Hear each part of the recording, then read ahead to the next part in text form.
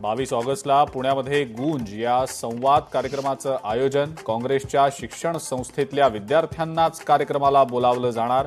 राहुल गांधींच्या कार्यक्रमावर मुख्यमंत्र्यांची टीका. आजपासून रिक्षा आणि टॅक्सी चालकांसाठी मराठी भाषेचं व्यावहारिक ज्ञान असणं अनिवार्य. मराठीचं ज्ञान नसलेल्या किंवा मराठी बोलता न येणाऱ्या चालकांवर कारवाई होणार. एसआयआर प्रक्रियेला तिसऱ्यांदा मुदतवाढ. मतदारांना मोठा दिलासा. 1 ऑक्टोबरपर्यंत एसआयआर प्रक्रियेला मिळाली मुदतवाढ. पुण्यामध्ये ओबीसी आंदोलक नवनाथ वाघमारेंविरोधात गुन्हा दाखल. 2 समाजात तेढ निर्माण होईल असं वक्तव्य केल्याचा आरोप.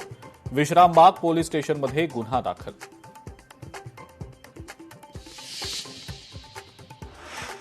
दोन सप्टेंबरला एकनाथ खडसेंचा 75वा वाढदिवस. सोहळ्याच्या पत्रिकेत प्रमुख उपस्थिती म्हणून मुख्यमंत्री फडणवीस आणि शरद पवार यांचं नाव, तसंच मंत्री गिरीश महाजन, आमदार चंद्रकांत पाटील यांचेही फोटो.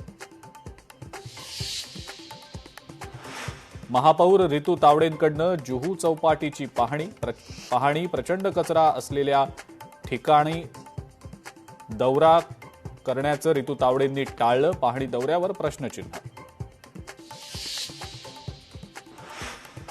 अनेक दशकांपासून वनविभागाकडे असलेल्या संजय गांधी राष्ट्रीय उद्यानाच्या 193 एकर जमिनीला संरक्षण मिळावं. सेव्ह एसजीएनपी गटाची वनमंत्र्यांकडे मागणी. रस्ते आणि उद्यानांसाठी वनजमिनीचं हस्तांतरण ही एक फसवणूक. वनमंत्री गणेश नाईकांचं वक्तव्य. टीडीआर प्रकरणी मंत्र्यांचे एकमेकांवर आरोप प्रत्यारोप. मात्र ठाणेकरांवर कोट्यवधींच्या टीडीआरचा भार.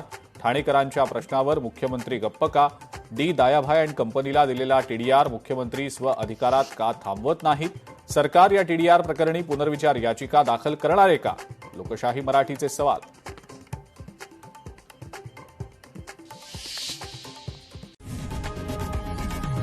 लोकशाही मराठी ऐका, पहा, जागरूक रहा.